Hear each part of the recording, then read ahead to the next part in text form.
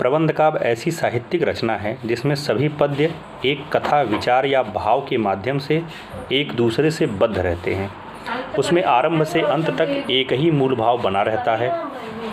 अथवा प्रबंध काव्य में किसी कथा का वर्णन लंबा और धारावाहिक के रूप में होता है। इसमें प्रत्येक पद व सर्ग परस्पर संबंधित रहते हैं। साथ ही कथा में अनेक घात या प्रतिघात, आरोह और अवरोह होते हैं। विस्तार की दृष्टि से प्रबंध काव्य के दो भेद होते हैं, एक महाकाव्य और दूसरा खंड काव्य। महाकाव्य का अर्थ है महान काव्य। कथानक की दृष्टि से महाकाव्य एक ऐसी सुसंबद्ध रचना है जिसमें उत्कृष्ट या उदात्त भावों की अभिव्यक्ति होती है। इसमें किसी विशेष चरित्र का सर्वांगीण, विस्तृत एवं व्यापक वर्णन किया जाता है। इसमें आकार की दीर्घता के साथ साथ विषय में विविधता तथा संबद्धता होती है। अनेक सर्गों, उपसर्गों में विभक्त महाकाव्य जीवन का सुंदर एवं पूर्ण चित्र प्रस्तुत करता है।